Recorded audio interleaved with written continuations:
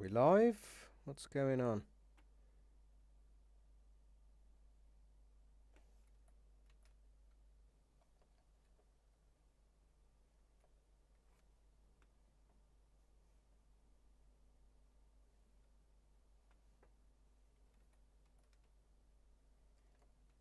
Are we live? What's going on?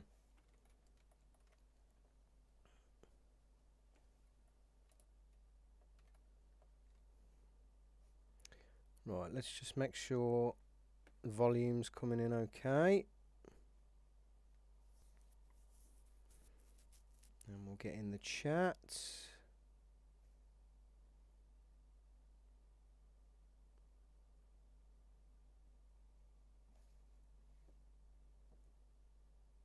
Right, let's just make sure the volume's coming in okay. Get in the chat. Right, excellent.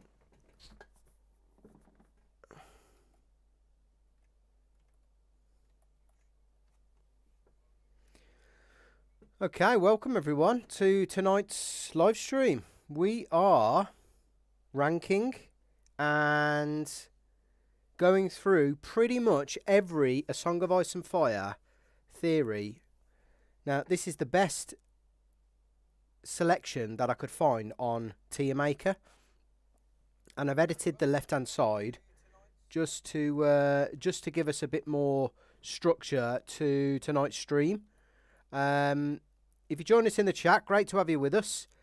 Put your theories in the chat and we'll go through them. If they're not part of this list, I know it's very small, so apologies, but it's the best I could find. I think if you're on a mobile, you might be able to read them out. But what I'll do is I'll make sure I go through them as and when we discuss each and every one of them. And yes, we will be going through each and every one of these. I probably don't know all of them, but I can hazard a guess as to the ones that I do know, and we can go through those. Like I said, though, any you've got that you either want us to go through or that are not on this list and you can read the list, let me know in the chat. We've also got the community contest going on, the best Game of Thrones and House of the Dragon community contest. So make sure you check out the community page and let me know your thoughts on, I think we're on round 4. I think round 4 finishes tonight, which is really good. We've had some really good uptake so far on that. And we had the House of the Dragon official trailer last week. That's on the live stream. We did a Jit Geek in the Week podcast just to go through that. That was really good. We had loads of you in the chat, so thanks for joining in on that. We've had some decent view counts as well. Welcome to all the new subscribers as well. Great to have you with us. Thanks for joining Jit Geek and supporting this community. Now, I am trying to uptake my Game of Thrones, my House of the Dragon, and my Song of Ice and Fire content, hence tonight's live stream. So, we'll be ranking all of these theories, the Song of Ice and Fire theories. I'm likely to do another one if I can find a lot of theories for House of the Dragon or for the Dance of the Dragons, and maybe even thereafter. There will probably likely be spoilers for that one, though.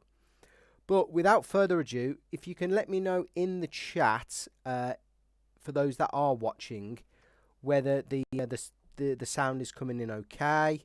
If it is, fantastic. If it's not, can you let me know and we can adjust before we kickstart.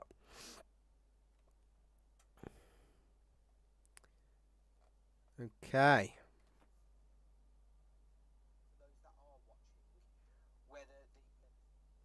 Right, things are looking good. Okay, let's crack on. I think we'll probably go in order, but we're going to take this one by one, I think, unless they are pretty bunched together. I know there's a few Azor Ahai ones here, and there might be a few other ones about Joffrey down the bottom as well. I haven't gone through all of them, so nothing's kind of predetermined. I haven't kind of scripted any of this, so we're just going to go off the cuff, and yeah, feel free to let me know your thoughts in the comments.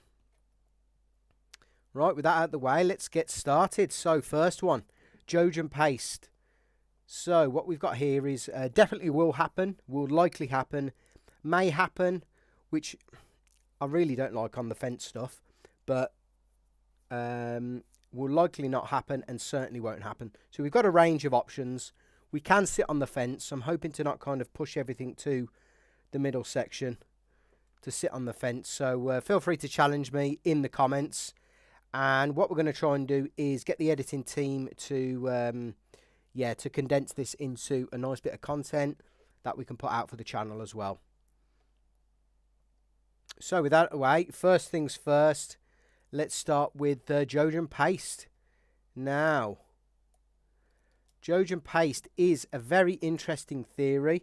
I'm going to try and not bodge these and go through them as and when I can, as good as how I interpret the theory.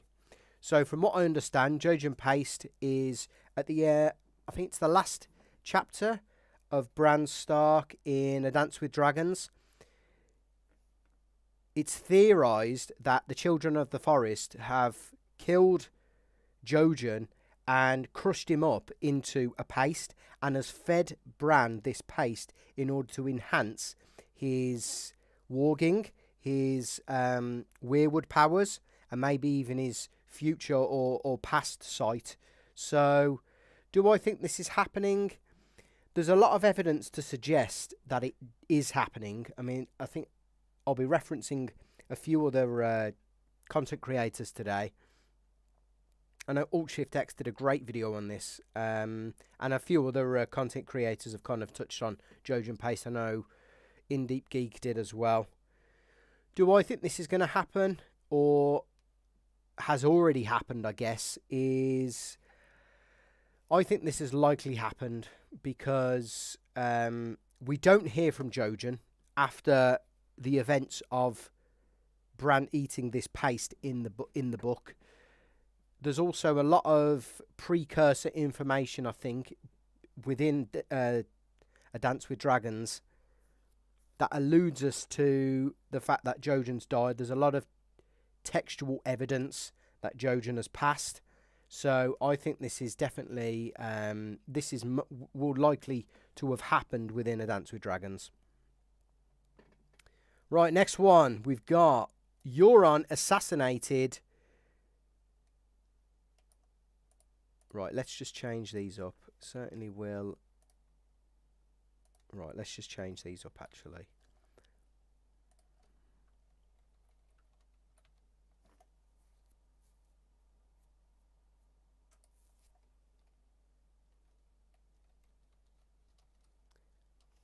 Okay.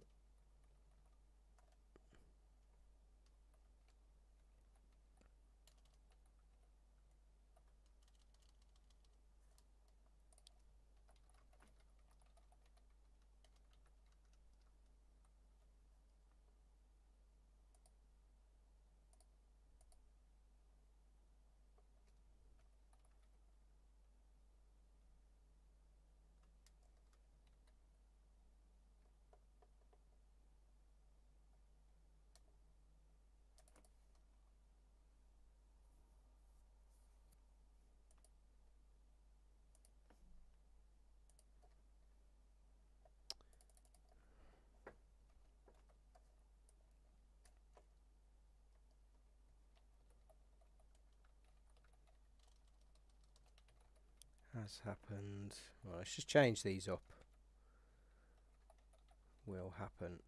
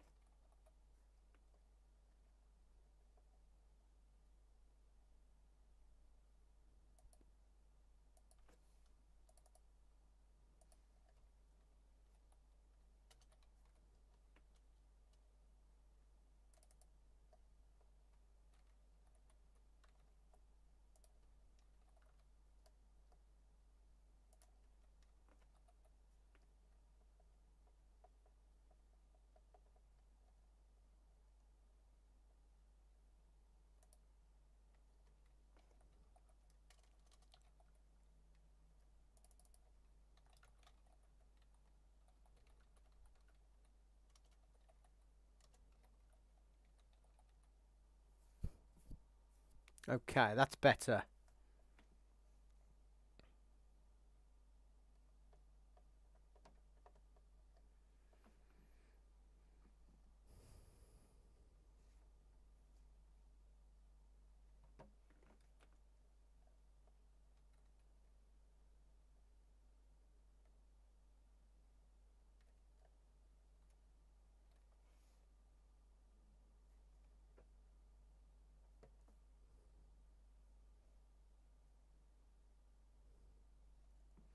Okay, let's start this again then. So, Euron assassinated Balon.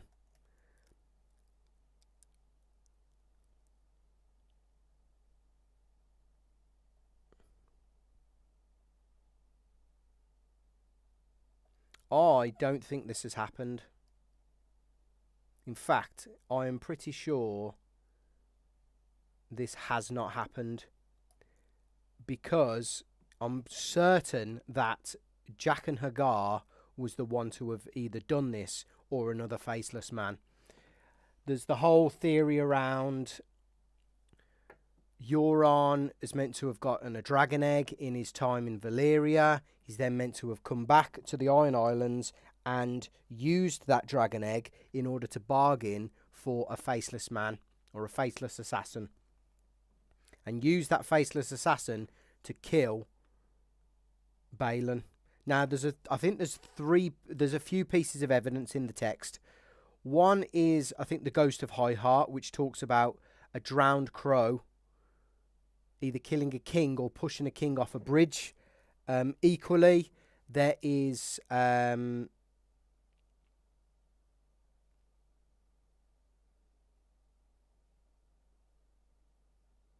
think that's probably the main piece of contextual evidence. Let's just check online. So,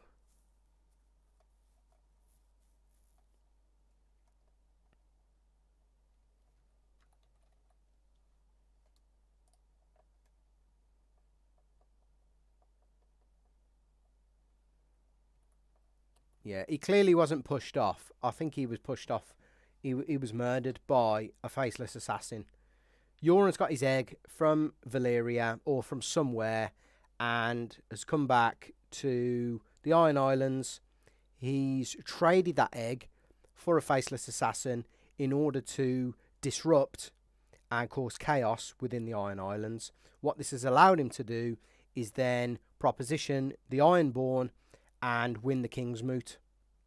Because without Balon there, there's a question as to who should rule over the Iron Islands, and obviously Euron then goes on to win the King's Moot. So I don't think Euron assassinated Balon directly. I think it was Euron giving a dragon egg to the faceless men.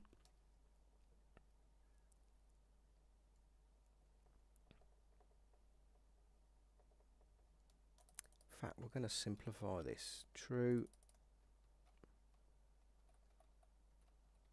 Likely true. Likely false. False. Okay. So I think Euron assassinated Balon is false. I think Alaras equals Sorella. I think there's a great case to be had. In fact, I think because of the fact that the name is spelt backwards, Alaras is Sorella spelt backwards. For me, this is definitely true. Sorella left Dawn. She's on a quest to either get involved with the Maesters, or she's there on some sort of secret agenda. I don't think we know from the text as to what her mission is. I know on the surface it seems that she wants to get involved with the Maesters, but is that to disrupt the Maesters within? Is that to get a specific book? Is that some sort of link in terms of prophecy? I don't think we quite know from either a Feast for Crows or a Dance with Dragons. So that'd be really interesting to see. But I think the fact that the name is backwards is pretty obvious as to the fact that Alaras is not a boy and is not a wannabe maester. It's Sorella in disguise on some sort of secret mission for either her and her agenda or for Dora and Martell. Right, next one. Fagon is a Blackfire. Now, I think this is likely true.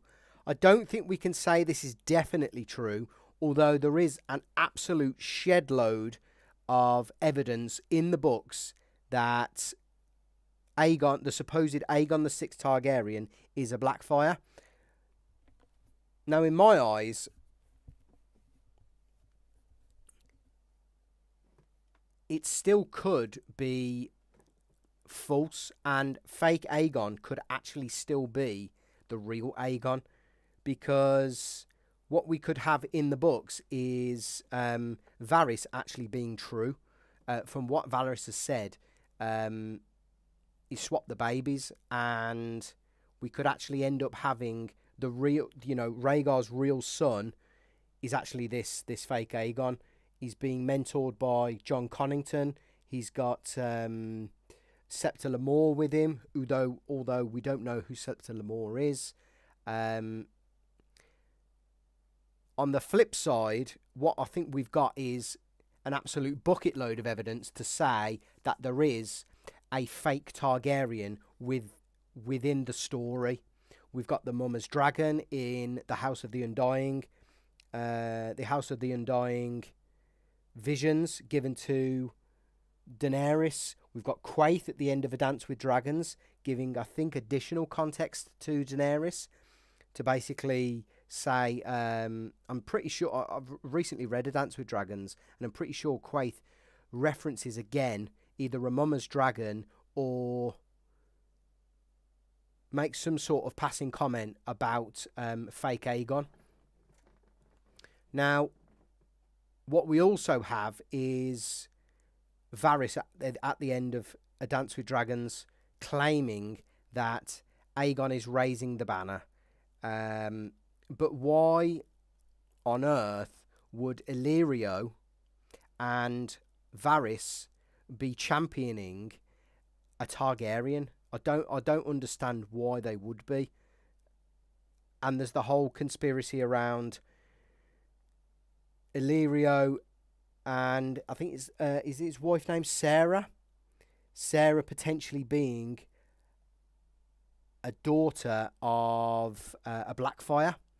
There was the piece of text, I think it was in A Feast for Crows, it might have been, or the first A Dance with Dragon book, and it talked about the Blackfires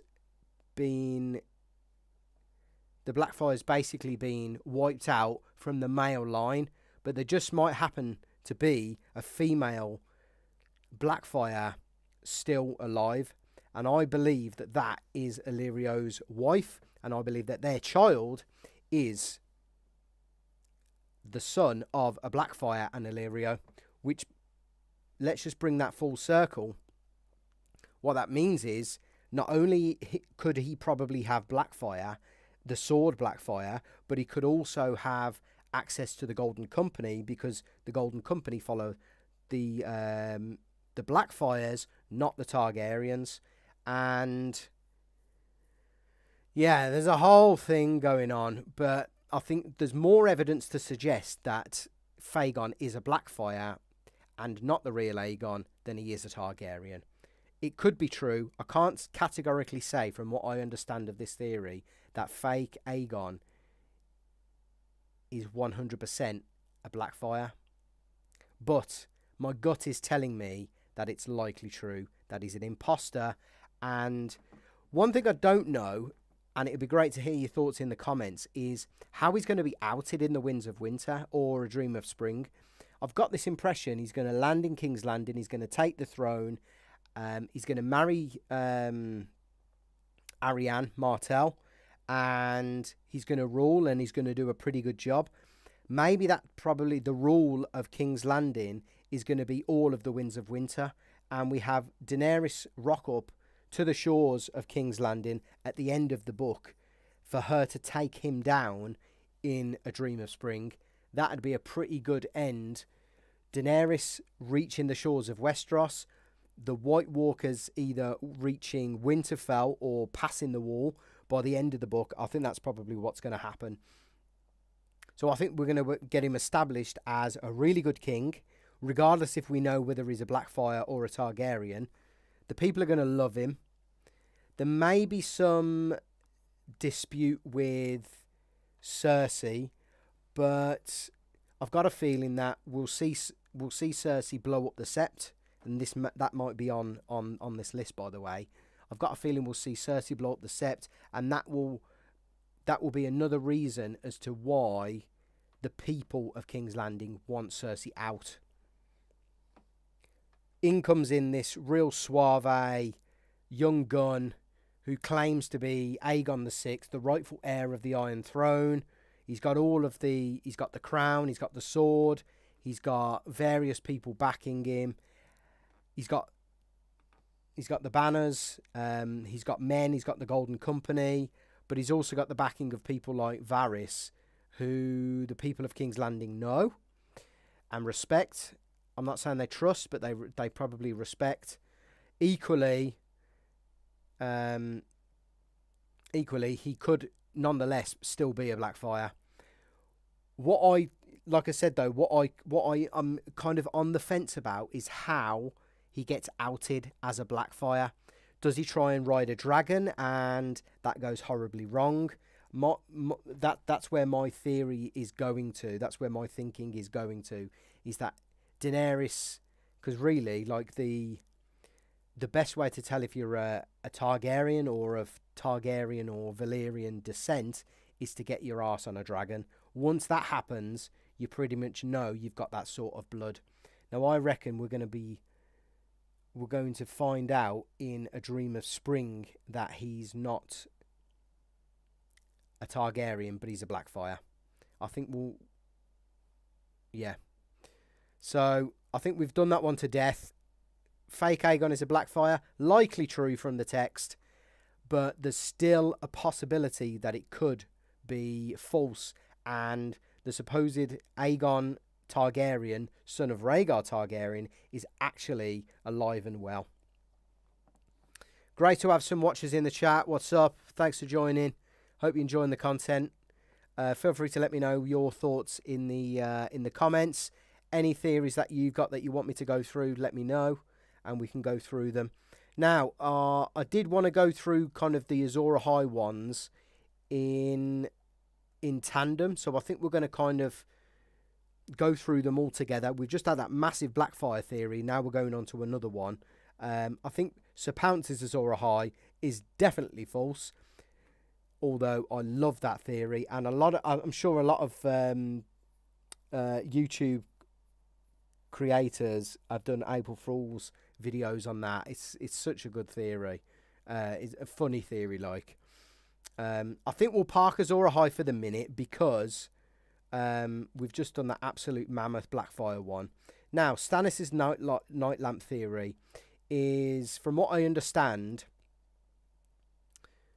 I think it's probably likely true. And the reason it's probably likely true in my eyes is I think it's the concept of the night lamp in terms of how Stannis will likely use the lamps in order to draw the Freys and the Boltons out of Winterfell or the armies onto the ice in order to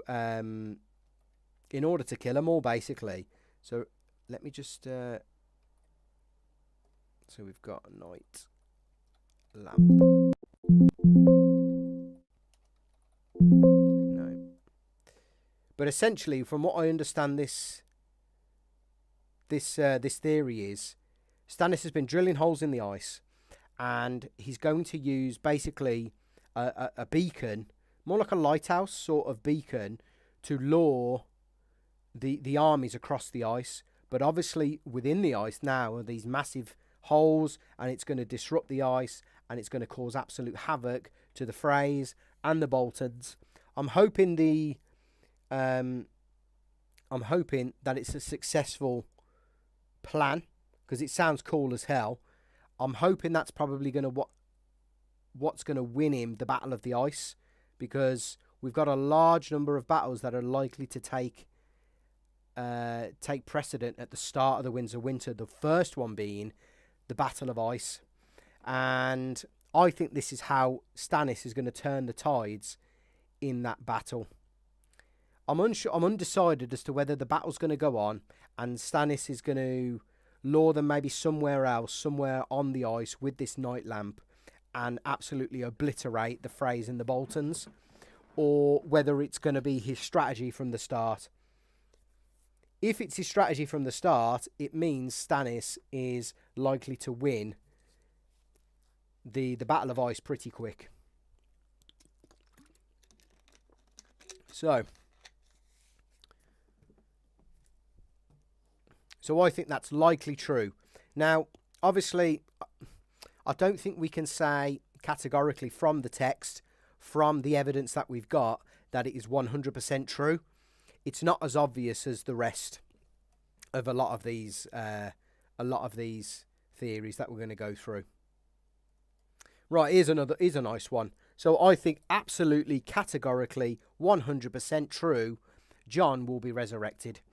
It's going to be pretty crappy if Jon's gone through all of this hassle and all of this hardship and has risen to the ranks as leader of the Night's Watch. He's established all of these different relationships. He's done so much for the wildlings. He's just received the pink letter. Bam, he's dead. But I think he's done all of this and he's got that massive tie with the White Walkers, not the Night King. And I don't know if that's on here, by the way. But he's got this massive tie with the White Walkers. I think it would leave an absolute gaping hole within this story. And it would be a major letdown in my eyes to have Jon not be resurrected. The other thing is, I think how we actually get there is a number of layers here. We've just had Melisandre come to the wall, which I think is a massive green flag for Jon to be resurrected. Equally, his last word was ghost, and we had the Varamir Sixskins chapter at the start of A Dance with Dragons. That's pretty clear that Jon's going to enter Ghost's body. What's not so clear is how Melisandre will look to revive or resurrect Jon, because I do think it will be Melisandre. We've got a couple of options. We've got Mance Rayder's baby. We've got Shireen Baratheon, which I think it will be. I think that's how they will tie in with the show, because we know that's definitely going to happen.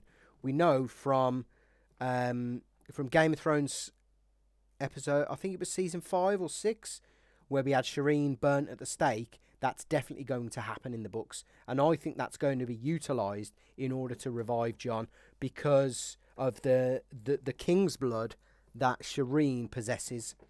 Bear in mind, Stannis believes himself as a king, and therefore his daughter has king's blood. Although it's not official king's blood, it's still king's blood in the eyes of gods and men. So I think we're going to be Melisandre is going to be utilising Shireen in order to sacrifice her to bring back Jon. Now, whether that's kind of the order of operations there, or what I mean by that is, whether that's we want to bring back Jon, therefore we've got to sacrifice someone, and it happens to be Shireen, that may be the case. What could also be the case, though, is we burn Shireen because of another reason. Maybe because of her grayscale. Maybe because of her... maybe to clear the ice, much like we had in the show. You know, to sacrifice to the Lord of Light to bring a warm day, for instance, or a sunny day in order to clear the ice. Or a number of sunny days to clear the ice. And it just so happens that by burning Shireen, you inadvertently wake Jon up. Now that sounds a bit fluffy for me. I do like the theory though that we're going to burn Shireen in order to resurrect John, and I think it will definitely happen, and I think it will definitely be Melisandre. Right. Well, by that logic, John will not be resurrected. I think is definitely false. Yeah, I think is definitely false. There isn't much. Okay, so let's play that one out right. John is not resurrected. John is dead for good. Yes, we've still got some Azor Ahai candidates. You know, we've got Jaime, maybe Daenerys. We've got Stannis, the Manis, potentially. But I do think it leaves a massive gaping hole in this story to have John not resurrected. Barbara Dustin wrote the pink letter. Now, the pink letter is such a complex and intricate theory. I watched a great video on this by Quinn the GM. It was about a week ago, and he goes into all of the different possibilities. Now, this could have been a number of different people. I think there's probably a handful. There's Barbary Dustin to lure John away from the Night's Watch. There's Ramsay Bolton, who it sounds more like it probably is, although there are some pieces of evidence in the text to suggest that it wasn't Ramsay Bolton. There's Wyman Manderley. I think that's who Quinn the GM believes it is, and I think that's a great theory. Who else have we got? It could be Mance Rayder, because Mance is now working for Melisandre and has potentially either infiltrated Winterfell or has been captured by the Boltons, or was able to get this letter out of Winterfell before he was captured. Equally, it could also be Stannis himself, but I don't think enough of the evidence points to Stannis knowing everything within that letter. So for me, I think it's likely false that it's Barbary Dustin, because her gripe, her argument is with the Starks, and yes, John is a pseudo Stark, but I think this is more. I think she probably would be sending letters to Sansa, although Sansa's. I don't think anyone knows where Sansa is actually. So, personally, I think it's either Stannis or it's Ramsay Bolton. Now, the only thing that makes me think it's not Ramsay Bolton is the fact that the wax was smudged, and I think the handwriting or some of the references he makes within the letter are just not quite specific enough for Ramsay. That was the other theory. It could be members of the Night's Watch in order to drive John away from Castle Black, and they set him up in order to basically say you're you're committing treason, you're going against your vows, we're going to stab you. We've got every right to do so. I think there are a number of candidates above Barbary Dustin who have wrote this pink letter. My money is going to be on Ramsay. Everything in that letter he knows about, and everything in that letter would be true in his eyes. So I think it's probably more so Ramsay Bolton. Right, next one is the Faceless Men caused the doom of Valyria. I think this is likely true. I think so. This basically says what it is on the tin here. The Faceless Men are meant to have originated within Valyria and were pretty sick and tired of basically being worked to death by the Valyrians or by the Targaryens. I think it was the Valyrians at the time. Anyway, these slavers are worked that hard in such bad conditions, they ask their god for the gift of death. And that's kind of where these faceless men come into the picture. They give these people the gift of death. They give these people an opportunity to end their poor life. And that's what started the faceless men, basically. Now, going one step further than that, the faceless men were to have basically banded together and with all of the other slavers in Valyria and basically blow up the island. Now, Daenerys the Dreamer, who I think was Aegon the Conqueror's mother, or was it his? Yeah, I think it was. Let me double check. Daenerys the Dreamer.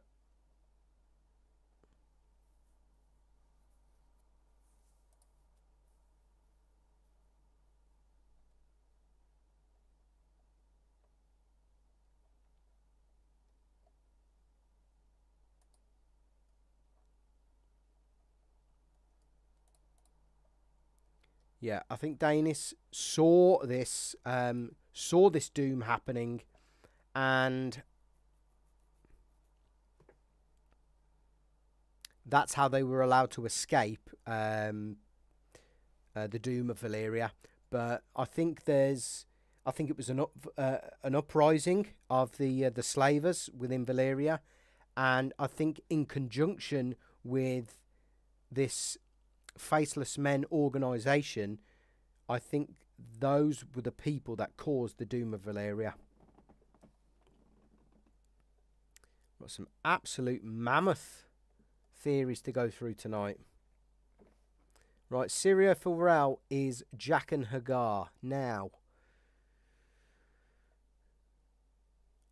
specifically, I don't think he is Jaqen H'ghar, because I don't think Jaqen H'ghar exists. However, I believe Syrio Forel was a faceless man. The only thing that tells me he wasn't, now actually for that reason I'm going to put likely true.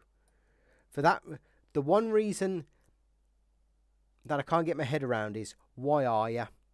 Why pick someone of noble blood? Why not pick someone with the hunger and the desire to, kind of go with these people to live a better life than what they are? You're kind of taking someone away from a life that someone with a good life, right? So I don't know why are you, but what I would say is it's a pretty big coincidence that we're introduced to Syrio Forel. He talks a lot about the god of death. He talks about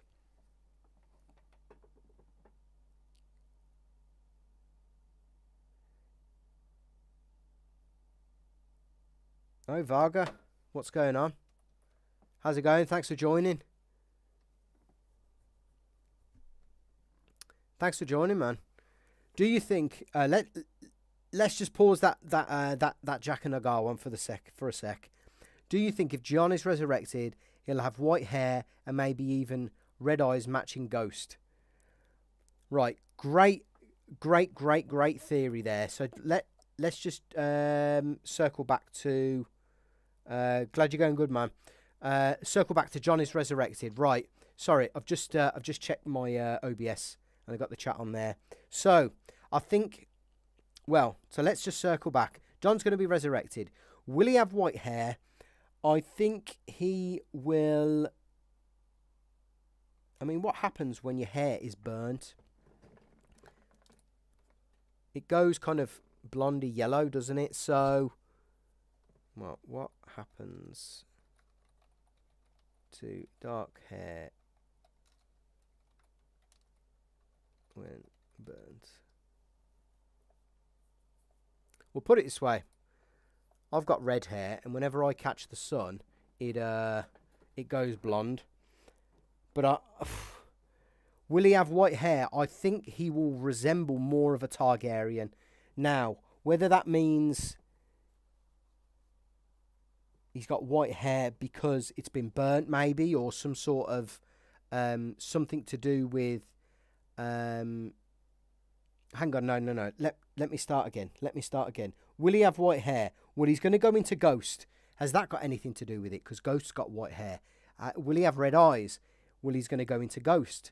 Will he be able to connect with Bloodraven or the Weirwood trees? Because I think Bloodraven is controlling Ghost. And will he have that sort of connection? And that's what gives him red eyes. Because he's definitely going into Ghost. I would love, absolutely love to bits if we had a chapter of John within Ghost. I think that'd be absolutely fucking unbelievable. That'd be so cool.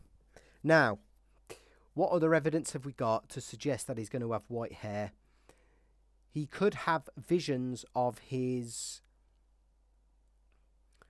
mother and father. He could be given them by Bran, by Bloodraven, but that doesn't necessarily mean that he's going to have white hair.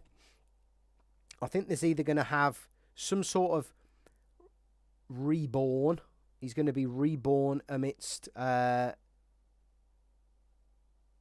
give us that Ghost POV, man. He's going to be born amidst smoke and salt. Well, it'll be maybe some tears, the salty tears, and the tears actually, and the smoke are probably going to come from Shireen's pyre, where she's going to get burnt.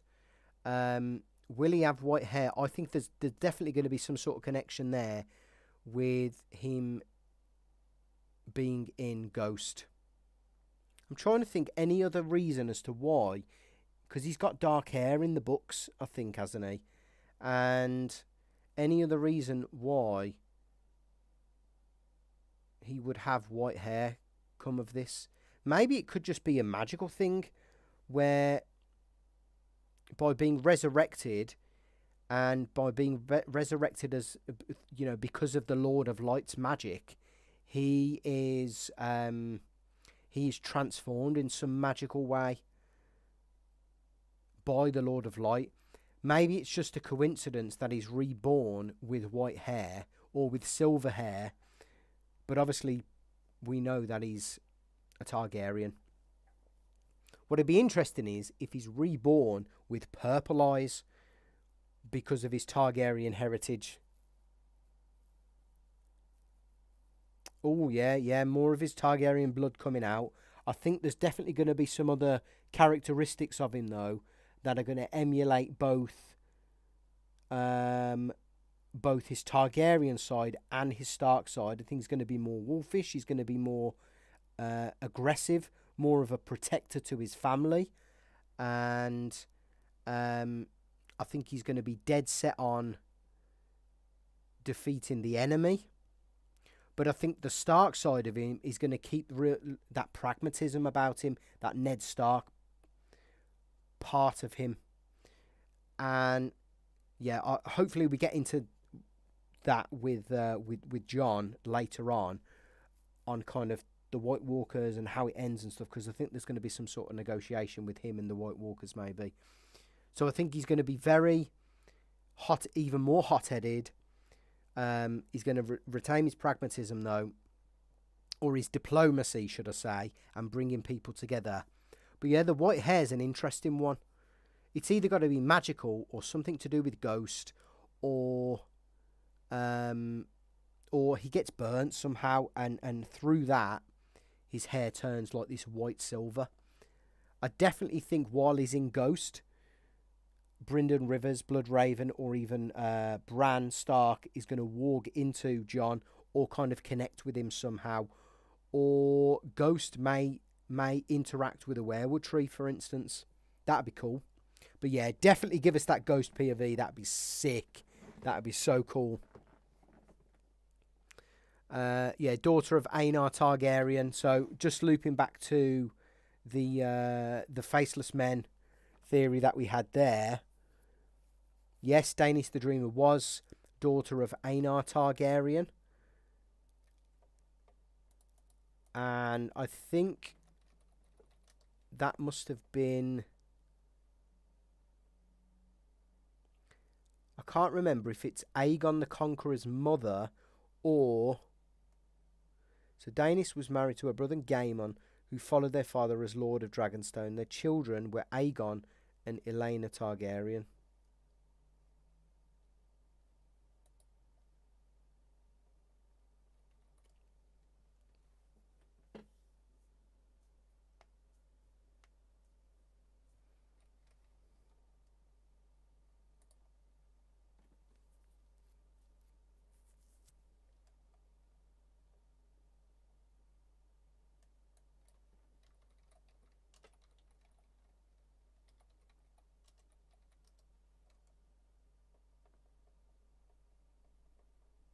Oh, was Daenerys? No.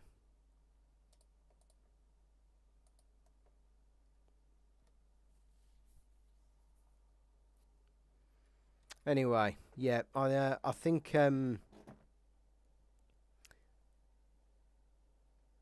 right, I see. Okay.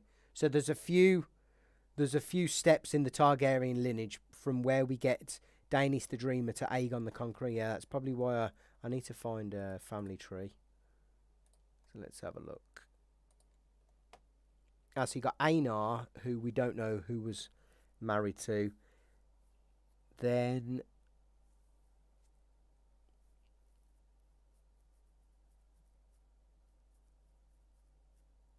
Gaemon and Daenerys the Dreamer, right.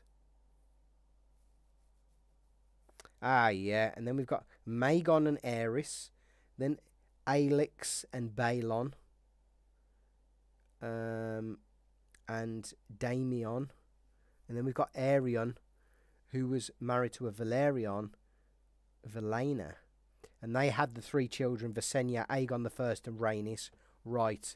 So yeah, yeah, Jesus Christ, that's a lot of... I didn't realise there's so many steps between Aenar and them fleeing... what's the name? And then fleeing Valyria to Aegon the Conqueror. So they were on Dragonstone for quite a long time. No, I didn't know that. Yeah, it is more of a... It's a massive, massive mess. How on earth one person came up with all this, I don't know.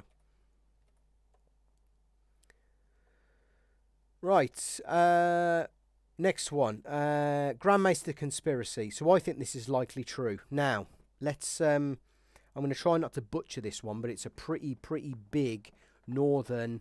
Sorry, Grandmaster, not the Northern Conspiracy. I still think this is likely true, and I'll tell you why. House of the Dragon...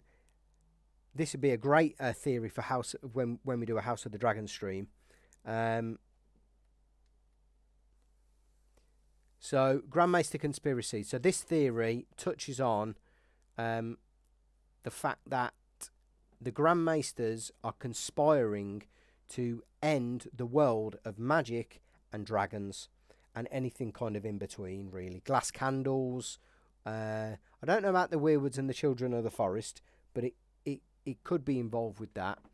And we saw a hint of this in House of the Dragon, where there was some sort of collusion maybe between, especially in the first few episodes, probably less so now we've got Daemon and Rhaenyra, but definitely when we had a lot of Viserys episodes, there was definitely collusion going on between Otto Hightower and the Maester. So this conspiracy is basically the Maesters diminishing any sort of links to magic.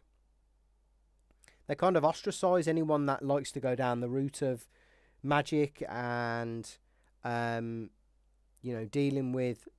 Let's take Marwyn the Mage and Qyburn, for instance. They love dealing in magic and death and glass candles. And they're kind of... I get the impression in the story they're ostracised more than any other Maester within the story. I mean, what was his name? Qyburn was kicked out of Old Town, and Marwyn the Mage is a bit of a lone wolf within the Citadel. So it's interesting. Let me see what other what other evidences we've got.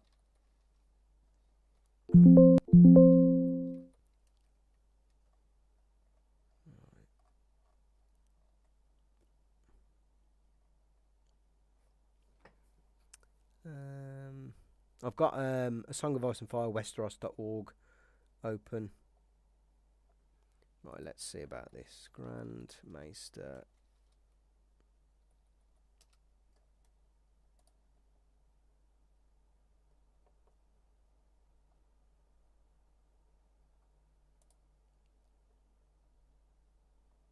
Yeah, so they're looking to eliminate dragons from the world. I think they're also looking to eliminate lots of magical elements as well.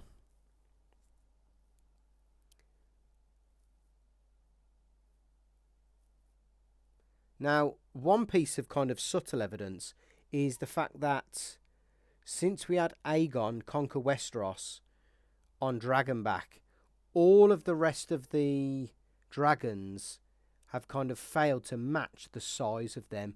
The only person that has managed to do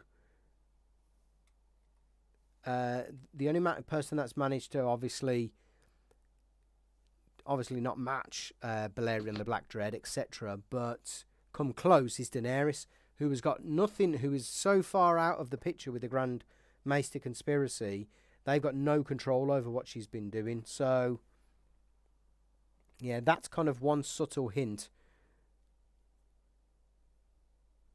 That's the one. That's the one, Varga.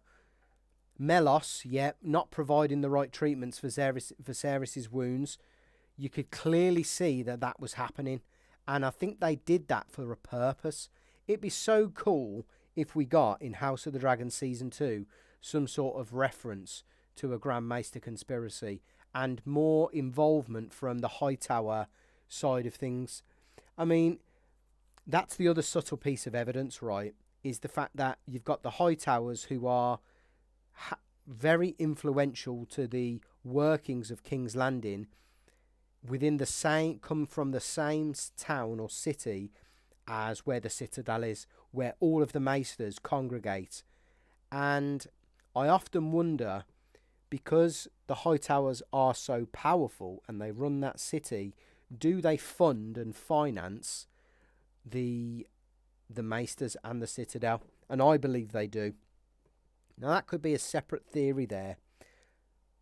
But you're right, Varga. There was definitely a conspiracy on House of the Dragon around Viserys not getting the right treatment for his leprosy or whatever that was.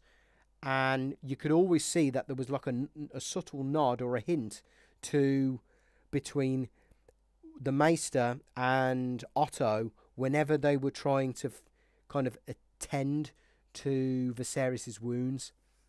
So that's probably one part. I definitely think there's some sort of Hightower financing going on, and the Hightower, the reason I bring that up is because the Hightowers are a real old school noble family, and I think they were powerful even before Aegon took over the Seven Kingdoms. So when he did take over the Seven Kingdoms, I'm pretty sure he flew to Old Town. Balerion was at the top of the Hightower, and they basically submitted to Aegon. Yep, it's yours. We don't need to have a war. We don't need to have any fighting. There you go. But I think in the background, they've been since then trying to put a stop to dragons and magic.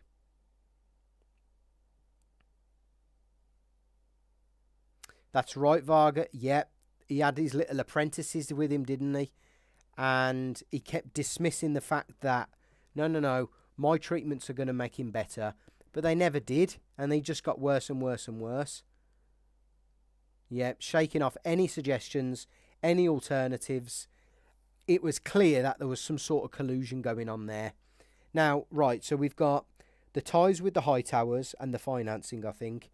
We've got the fact that there's not been any dragons of Balerion size since Aegon the Conqueror. What else? We've got the link to we've got the link to Marwyn the Mage and Qyburn. Anyone that's kind of left field, anyone that's kind of dealing with magic and death and real kind of weird and wonderful topics of the maesterhood, they're kind of outcast and ostracized by the entire maesterhood. So I think they're probably three pieces of great evidence that suggest that there is some sort of maester conspiracy. The only thing in my eyes that stands against it is how on earth does George Martin bring this in subtly, quickly and effectively within the next two books or within the next book, because right now we haven't met any of the Hightowers. You know, they're not marketed as a very key player in the Game of Thrones. There's no real evidence in the books that suggests that the Hightowers and the Maesters are still colluding. So that's probably the one piece of evidence for me. How do you kind of introduce this idea, develop it, make it make sense, make it impact the story, and wrap it all up maybe within the Winds of Winter? Because I don't think it's an end game. It's not an end game theory that will be in A Dream of Spring, I don't think. So it's a lot. There's a lot to kind of unpick there and develop and make sense within one book, and that's probably why I've put it in likely true and not absolutely true. Yeah, that's true, Varga. They've always been the ones to say, we'll do whatever you want. You know, just leave us be, let us get on with it. And they've always been kind of scheming in the background by the looks of things. They've always got their own agenda. Right, what have we got next? Jaime is the Valonqar. I absolutely love this theory. And it is quite obvious in my eyes because there's a lot of evidence in the text that suggests Tyrion is the Valonqar, you know. But I think, and we'll go into why Jaime in a moment, I think Tyrion obviously being the younger brother to Jaime and Cersei is a tick. But I think it's too obvious that it's Tyrion.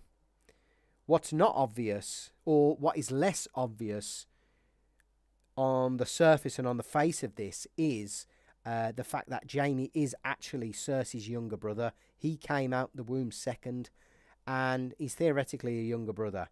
Now, what are the other evidences?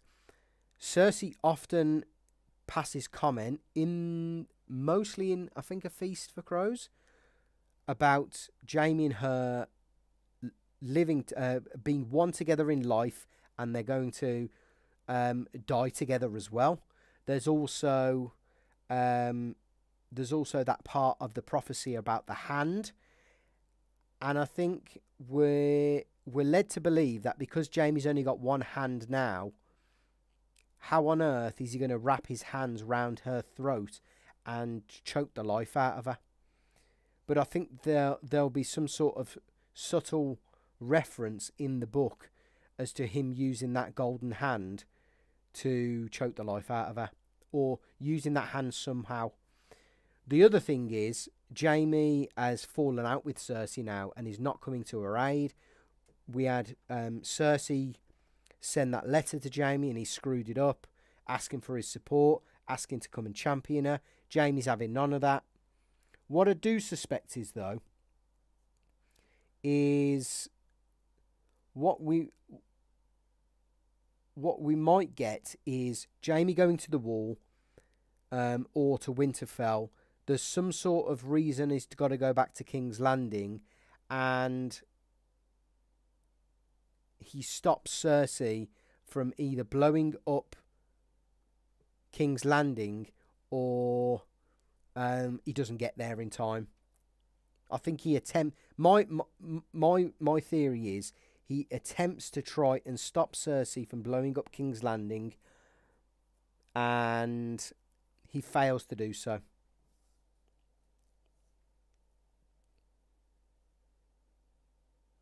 Oh, let me just quickly. That is such a good point, Varga. Right, where is it? Valonqar.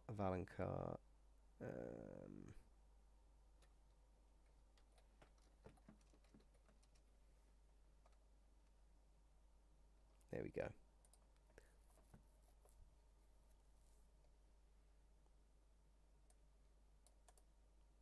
Right, I want to get the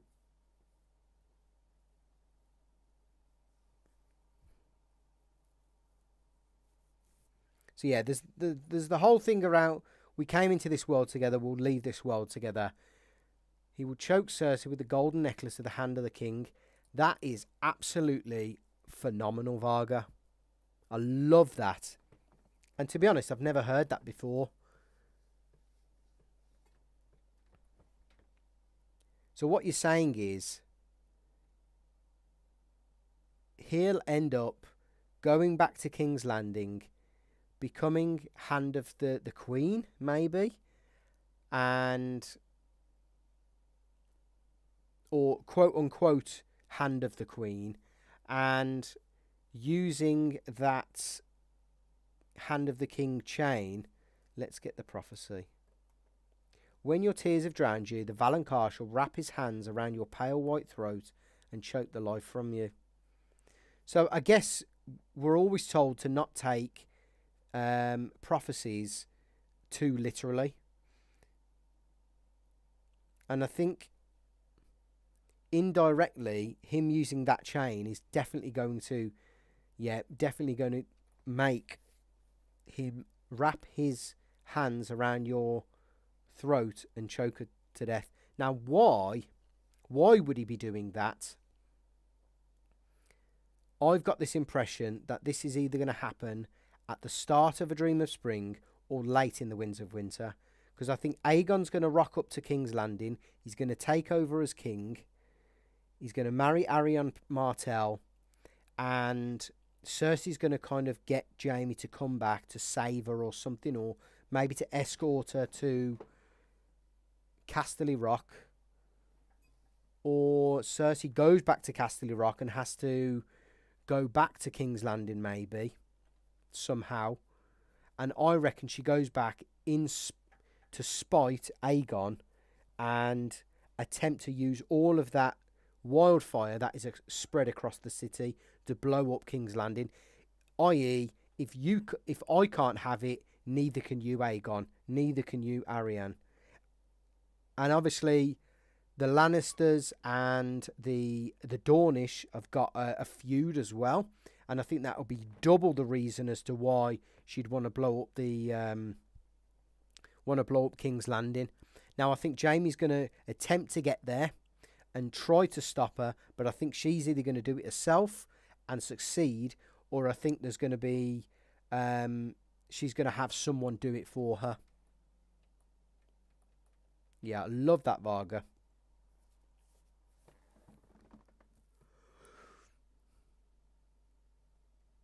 Right, Tiri is a time-travelling fetus. Now, I know Preston Jacobs has done this wild... I think it's Preston Jacobs. Has done this massive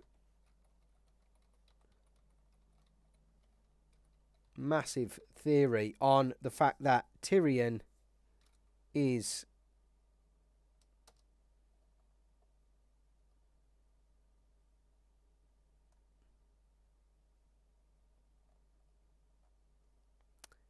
a time-travelling fetus. Now, I don't think this is likely true. I think there's a lot of evidence. People have done massive, wild videos on this one, and I'm trying to get some context. Daenerys and Drogon equals Tyrion. I mean, my God.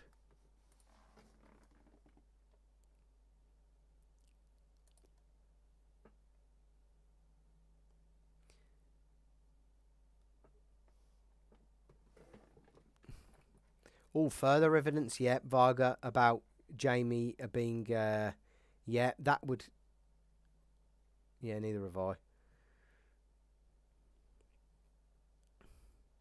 Yeah, a Kingslayer and a Queenslayer. Agree. Or maybe by doing so, he inadvertently kills the current queen, i.e. Ariane Martel. Yeah, I mean, there's a lot of... Right, so TLDR on Daenerys and Drogon equals... So the half-man is the stallion who mounts the world. Miri Mazdur created a rift in space-time to do a fetus swap, making Rhaego and Tyrion the same person, and creating a prophecy where he becomes destined to marry Dany, his mother. Nah. I don't buy it. Apparently there's a shed load of evidence to suggest that he is, but I think that's false. I think it's a bit too out there for me. Right, Jon is his own father theory. I've not heard this one either.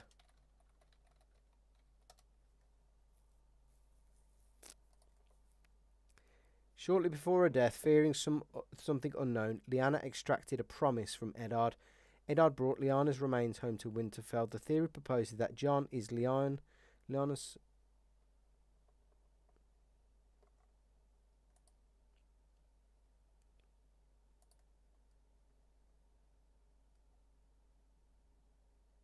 Yeah, again, this must involve time travel.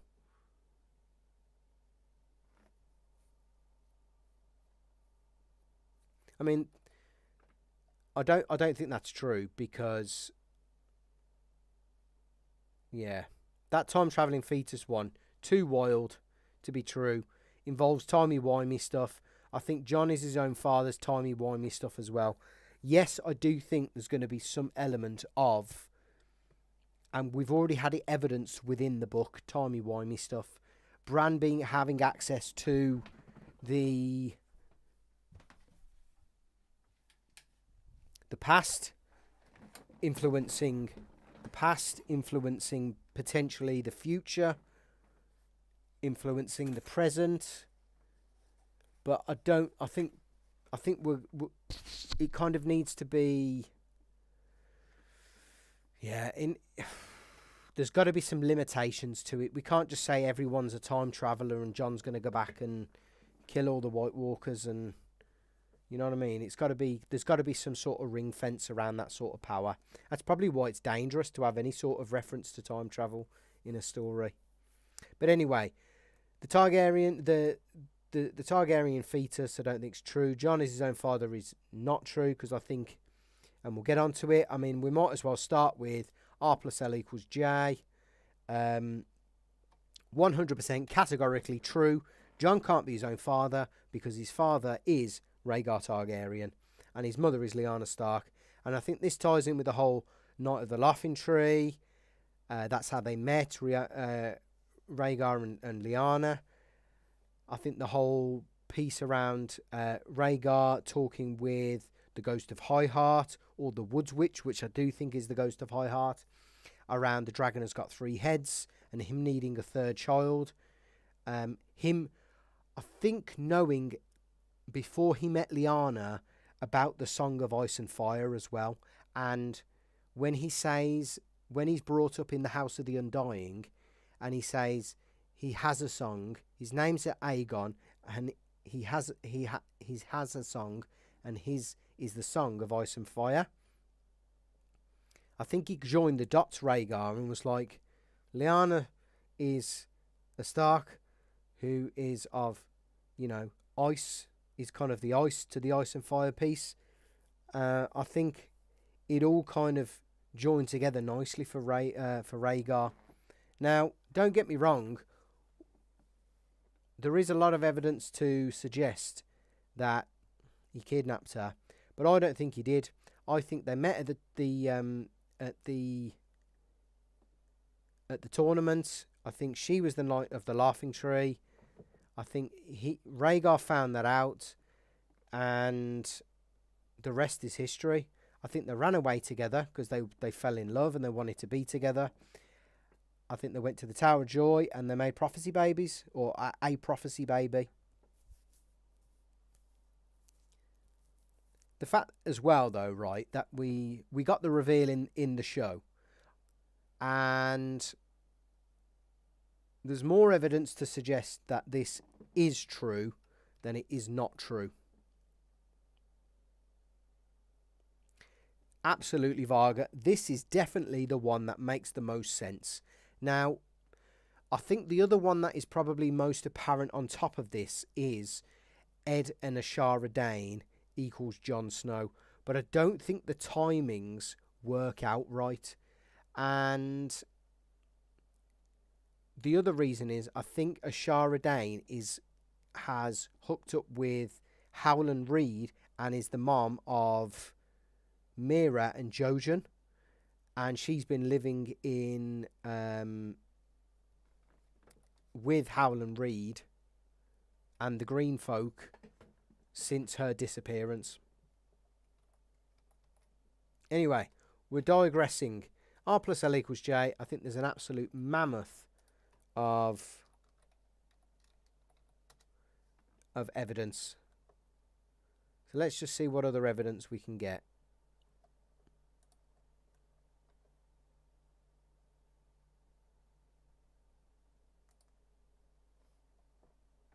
Yeah, there are so many theories about Jon's parentage, Varga. Eddard plus Ashara, Rhaegar plus Ashara, I think I've heard as well. Trying to get the evidence.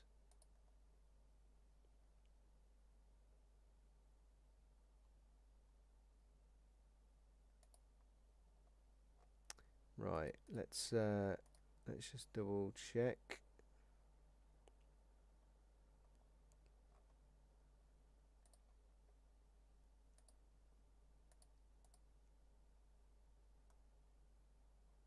I mean, the whole... It's a Song of Ice and Fire. I think Rhaegar kind of, yeah, took that one step further. Eddard and Lyanna, I mean, we've got everything in this story, Varga. I wouldn't put it past someone to create a theory like that. Yeah. Howland Reed and Lyanna Stark maybe is no, because that can't have worked. Anyway, R plus L equals J. All of the evidence points towards, from the book and the show, that Jon's parents are Rhaegar and Lyanna.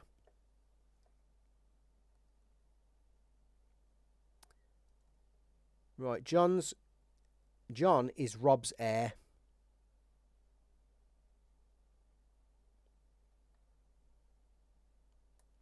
And I think this is likely true. So, I think it was at the end of book 1. No, before the Red Wedding, obviously, which is midway through A Storm of Swords. Robb's will is written, and afterwards there are 3 distinct parties that are sent on their way. I can't remember who it is, but we get 2 individuals that make it that are told to go and find Howland Reed. We get a guy going on a ship, and I think eventually... Oh, and that's it. Catelyn Stark stays with Robb, and then obviously then we get the Red Wedding. So this happens right before the Red Wedding. Now, the theory states that Robb writ the will and chose Jon, mostly because he didn't know where Sansa was, he didn't know where Arya was, he presumed Rickon and Bran to be dead, and Jon is basically his stepbrother. So the other thing is, what we've got is basically Robb suggesting to these 3 groups this message. And yes, it could be written down, but I think now he's kind of given these people this message to spread the word. to say, if I die, Jon is the rightful king of Winterfell.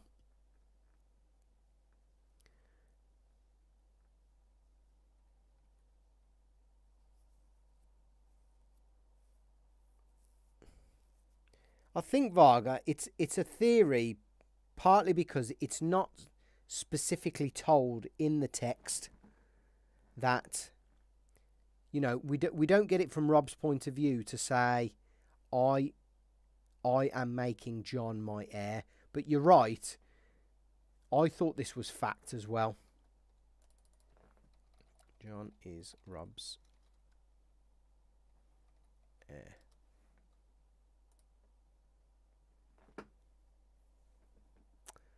Ah, yeah, he did it because Sansa was married to Tyrion at the time as well, and he didn't want Sansa and Tyrion's child to be Lord of Winterfell.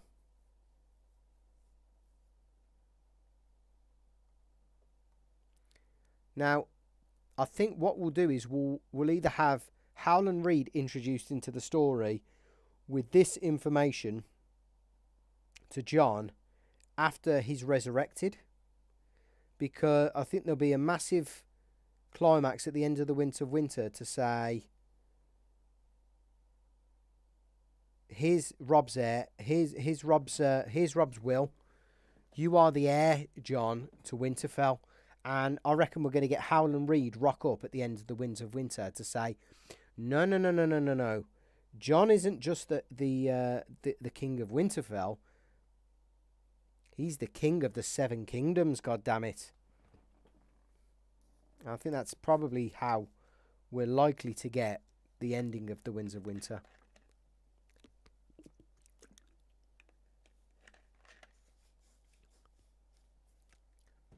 Let me double check then this.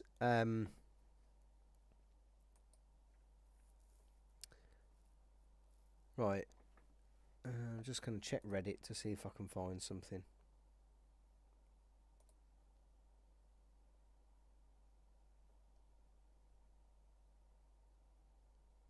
Right. He argued about naming Jon as his heir, but I don't think we categorically get Jon spoken to people to say, Jon is my heir.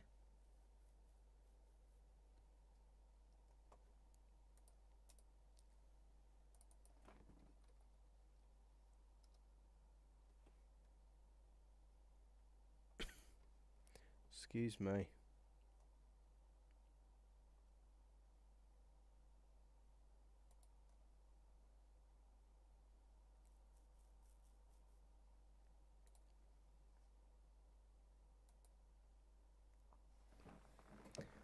Right. Let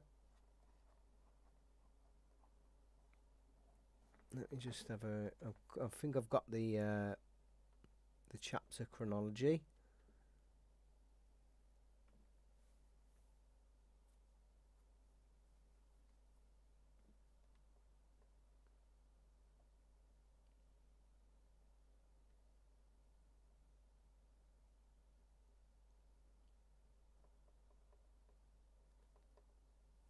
Yeah, I don't think it's categorically said, but I thought this was pretty obvious in the books that Jon has been named Rob's heir.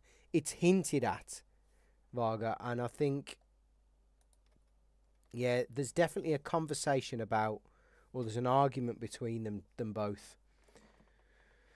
So, right, here's a cool one and a quick one. Sweet Robin is Littlefinger's son. Now,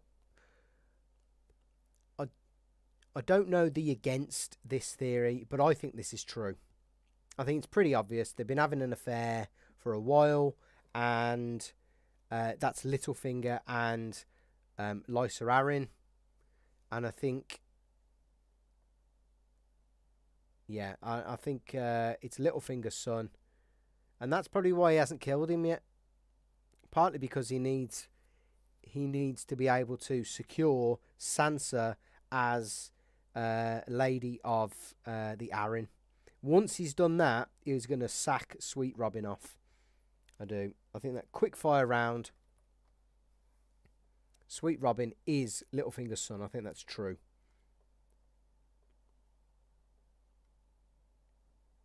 Sansa is Littlefinger's daughter. Yeah, I think it's clear from the hints and the story. It'd be really cool if he was, but it'd also be typical Littlefinger using Sweet Robin as a pawn in the whole Game of Thrones piece, using his own flesh and blood to advance up his ladder because of the whole chaos. Now, to tie in with this, then Sansa is Littlefinger's daughter. I think that's definitely false. I know for a fact that Littlefinger loved Catelyn, but Catelyn didn't love Littlefinger. And Catelyn was always betrothed and I think was in love with Brandon Stark. But when Brandon Stark went down to King's Landing and got burnt by the Mad King, Aerys, Catelyn then was betrothed to Eddard. He was the next in line. And I think it's pretty evident that she's a Stark. Right, it's getting... My God, we've been on for an hour and a half nearly.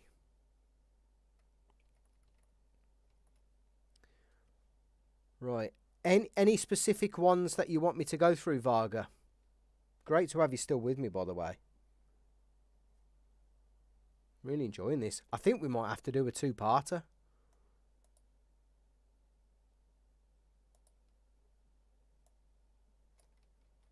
Right, I'm going to copy that one.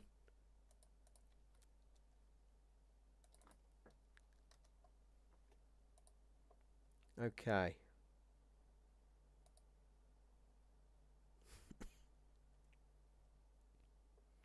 Littlefinger has 3 hedge knights working for him.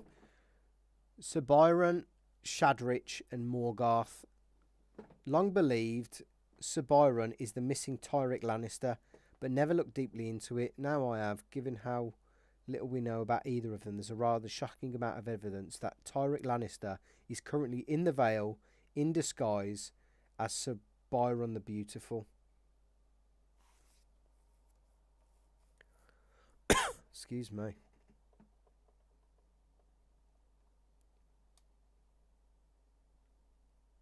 Right, here's everything we're told about Byron, all of which comes through the eyes of Sansa. So Byron the Beautiful, dutiful and beautiful, said an elegant young knight whose thick blonde mane cascaded well down past his shoulders. Feast for crows.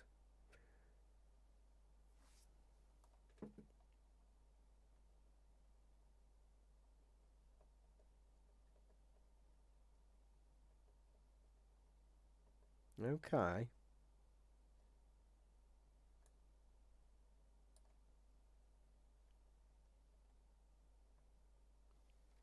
It'd be interesting to know, like, why.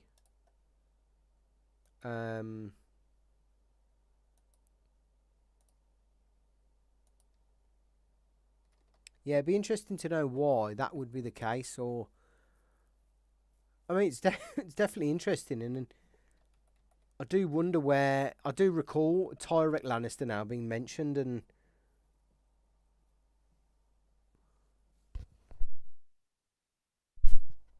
And it's kind of I think it's a throwaway character, really. I'd be interested to know what the reason for Tyrek following Littlefinger around is. Is it to get intel on him? Is it to get... is it because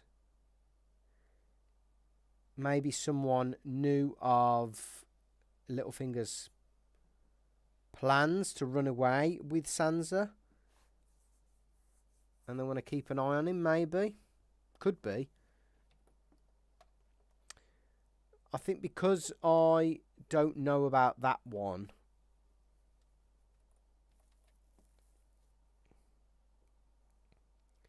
Yeah, likely false I'm going to go with. Right, we'll do a last few. We'll go for another probably half hour, and then I think we'll wrap it up. Right, here's a cool one. Sam has the Horn of Winter. I think this is true.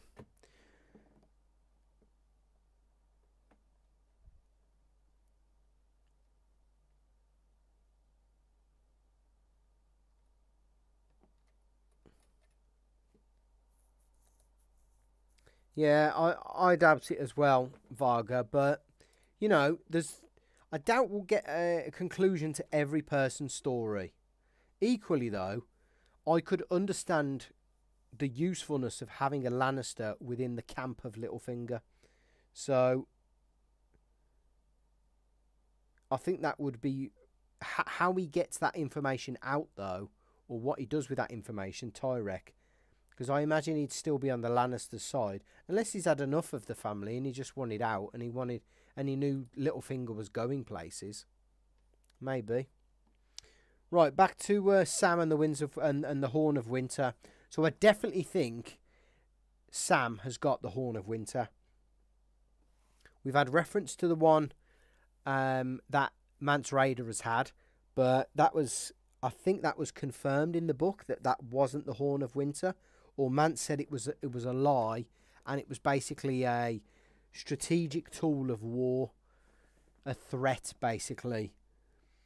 Now, this horn that Sam has got was found in the clutch of dragonglass that was left by the Fist of the First Men. And to have these two together, I think, is a bit of a coincidence. So I've got this theory that Sam's got the Horn of Winter. He's going to take it to Old Town, and Euron is going to get control of that horn. And I believe Euron will blow the horn and will bring the wall down. Now, the whole waking giants from stone, I'm unsure. That does sound a lot like waking the Stark ancestors from their graves. What it could also mean, though, is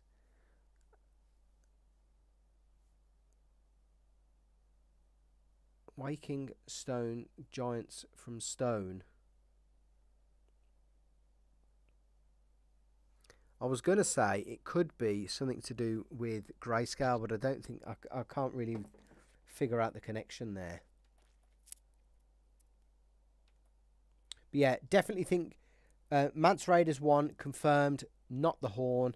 Definitely think Sam's is the horn, and I definitely think Euron is going to take control of that horn in order to bring the wall down.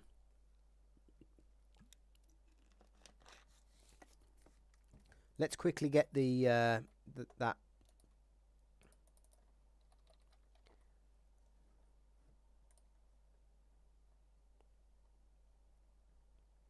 Right, we never found the Horn of Winter, the Horn of Joramun. If the wall falls, night falls as well. The long night that never ends.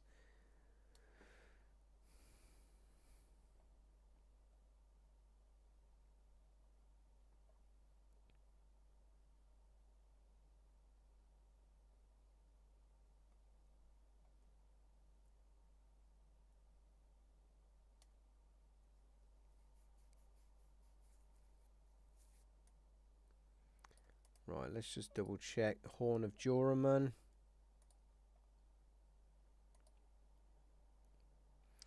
The power to both wake the giants and bring down the wall, of course, according to Maester Yandel, in a world of ice and fire. Right. I mean, going out on a limb here, the White Walkers, are they meant to be quite tall? And compared to the Children of the Forest, would they seem like they are giants?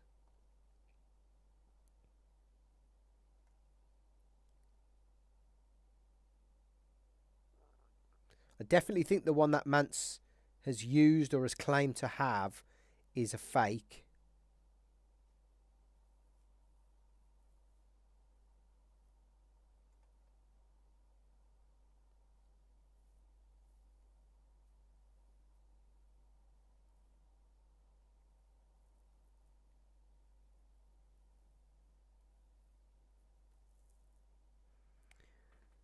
And that does heavily kind of tie in to a potential theory that may be on here, whether Euron becomes the Night King or has got something to do with the Night's King.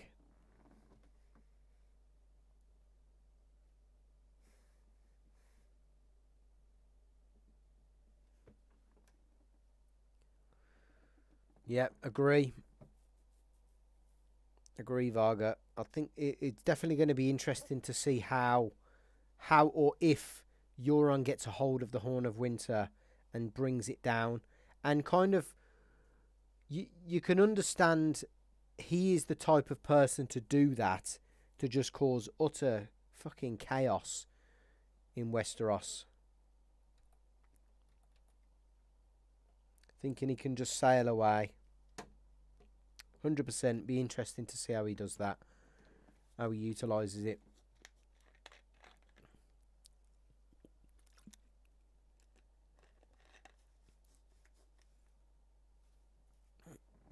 Right. I think we've had this one.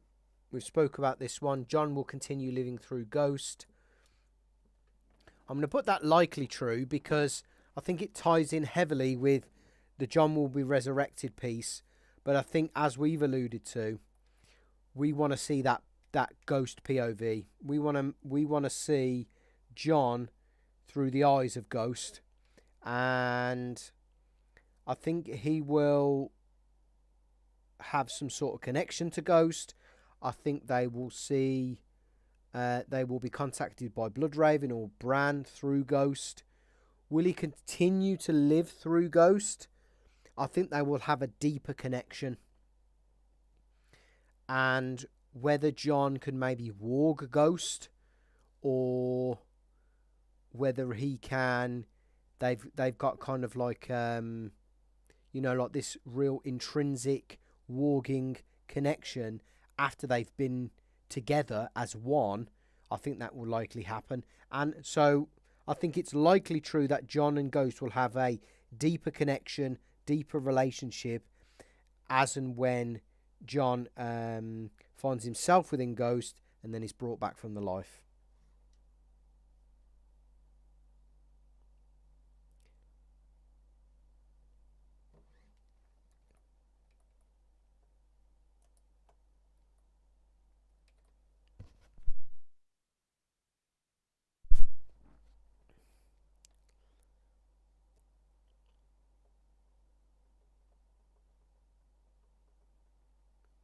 Right, a couple more.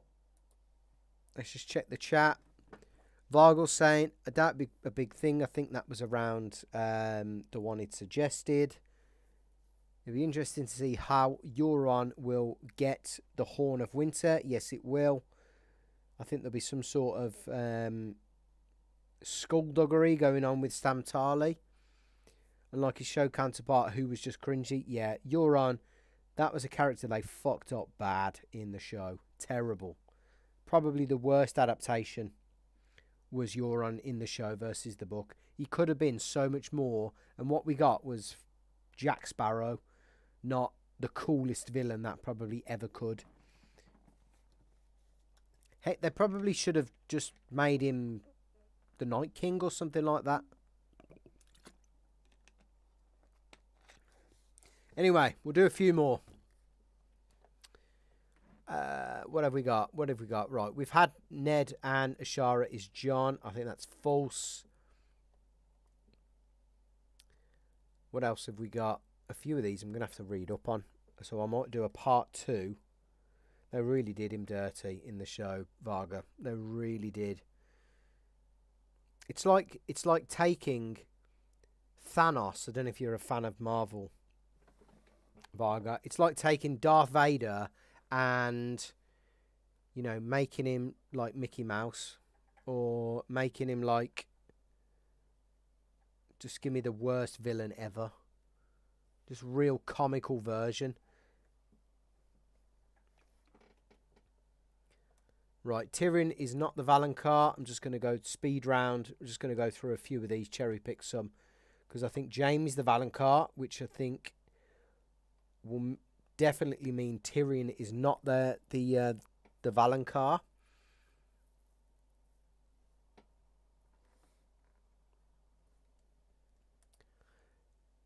Yes, it is Varga. So the Grand Northern Conspiracy, right? So let's go to this one.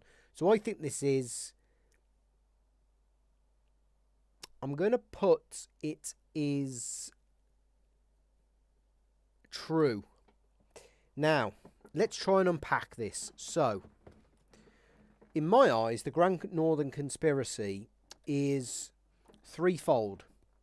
Is to take down the Boltons, to resurrect Winterfell as a Stark kingdom, and to also put Rickon as either the King of Winterfell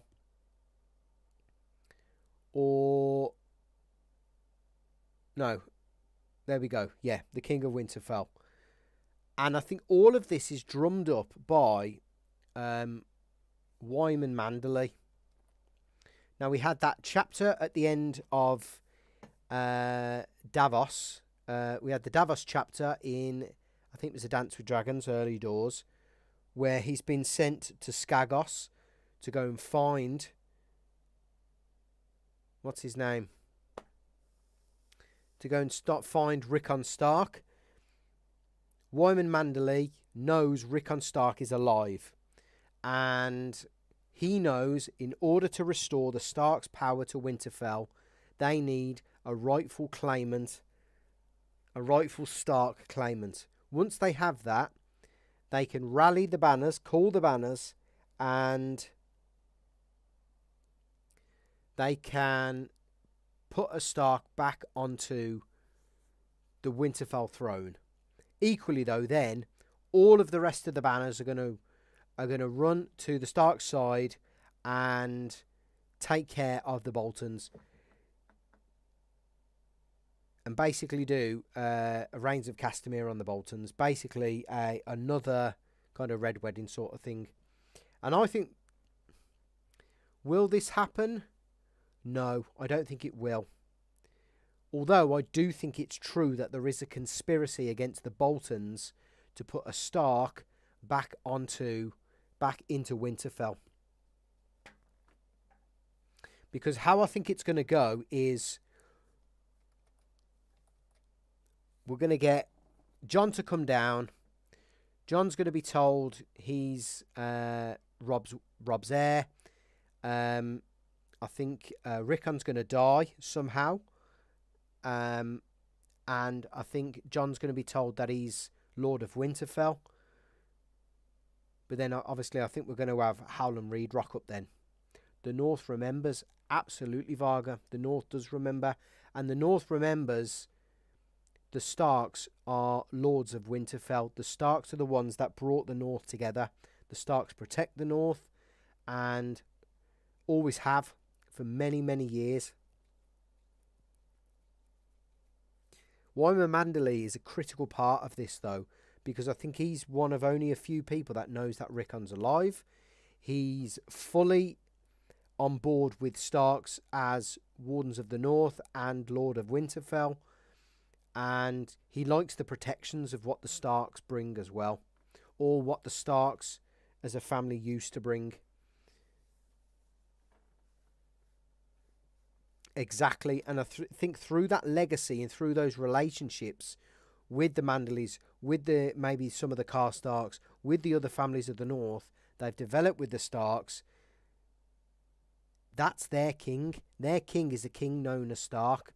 Now, like you said, I don't think they're going to accept anyone else bar a Stark as Lord of Winterfell and as Warden of the North. What evidence is there against it? I don't think it's more evidence against it. I think, will it come to fruition? And the fact that Bran's done and dusted, right? He's in the North, and he's probably going to stay there, or he's going to come to Winterfell through the tunnels. Arya's in the east. Sansa is in the Arryn. John is technically not a Stark at the moment, but is technically heir to Winterfell. And what we've had from George Martin is,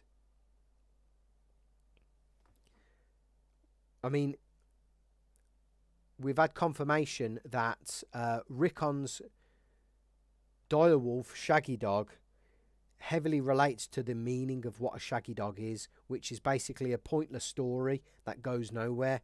So I think we're going to make all this effort to try and get Rickon back, for that to just fail completely, to have John come down and be told that he's the heir, to have Howland Reed rock up and told him he's not the heir, he's the heir of the Seven Kingdoms. By that time, I think we're going to have Sansa make her way to Winterfell and be given the title of Lady, i.e. the name of her direwolf as well. That's how I think that's going to fit together. Right, what others have we got? Right, Quentin is alive. I think that is... No, I reread A Dance with Dragons last week. I finished it. And there's no way. I think there's too many characters in Marine. 2, there's better storylines elsewhere in the whole Dornish plot. 3, I think it's evidence to the fact that Doran thinks his plan's going to work, but he's probably got more eggs in the Aegon Targaryen basket than he has in the Quentin basket. And the other piece of evidence is there ain't no way Quentin is surviving Dragonfire. He tried to mount the dragon, thinking he's got this Targaryen heritage, and it's probably been diluted that much, he didn't stand a chance. There's no way he's surviving that. So I think he's definitely dead. Right, let's just check the chat. Vargas said, Rickon will suffer the same fate as in the show, I think, just another way. Agree, Varga. Agree. I think they're going to attempt to get Rickon back, or maybe we'll have the Battle of the Bastards, or the Battle of sort of Winterfell with Jon and maybe some armies, maybe Stannis' army. Rickon's going to come rocking up and probably be killed by Ramsay or one of the Boltons, maybe. You're right. They're going to attempt to bring Rickon back, but something's going to go wrong.